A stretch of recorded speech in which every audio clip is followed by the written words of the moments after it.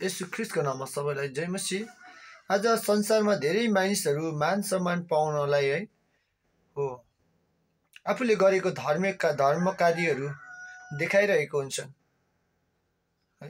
तर हामीले चाहिँ मानिसहरूलाई देखाउनलाई, संसारलाई देखाउनलाई धर्म कार्य गर्नु हुँदैन मित्रहरू। किनभने संसारलाई देखाउनलाई हामीले धर्म कार्य गर्यौँ भने यसबाट हामीलाई कुनै पनि इनाम पाउनु हुने छैन है। त्यही भएर मत्ती 6:1 भन्नुहुन्छ प्रभु यीशुले, होशियार बस, तिमीहरू मानिसहरूलाई देखाउनलाई धर्म कार्य नगर, नत्र त स्वर्गमा हुनुहुने तिमीहरूका पिताबाट तिमीहरूले केही इनाम पाउने छैनौ। यदि हामीले मानिसहरूलाई देखाउनलाई धर्म कार्य गर्दैछौँ भने हामीले चाहिँ स्वर्गमा हुनुहुने पिताबाट चाहिँ हामीले केही पनि इनाम पाउने छैनौँ। त्यही भएर हामीले चाहिँ मानिसहरूलाई देखाउनलाई होइन, हामी परमेश्वरको लागि, परमेश्वरको आज्ञा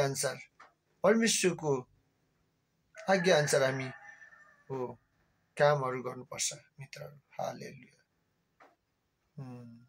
त्यही भएर हामीले कसैबाट मान सम्मान खोज्नु हुँदैन, सानो भएर काम गर्नुपर्छ। हालेलुया। जसरी प्रभु येशू ख्रीष्ट सबैभन्दा सानो भएर काम गर्नुभयो, सबैभन्दा ठुलो हुनुहुन्थ्यो है। सृष्टिकर्ता परमेश्वर हुनुहुन्थ्यो, मानिसको स्वरूपमा आउनुभयो र पनि सबैभन्दा सानो भएर काम गर्नुभयो, कहिले ठुलो बन्नु भएन। त्यही भएर हामी पनि सानो भएर है मानिसहरूलाई देखाउनलाई, मान सम्मान पाउनलाई हामीले गर्नु हुँदैन मित्रहरू, नत्र हाम्रो स्वर्गमा केही इनाम हुने छैन। हालेलुया। हो प्रभु येशूको जय होस्, पिता पुत्र पवित्र आत्मा त्रिएक परमेश्वरको जय होस्। हालेलुया।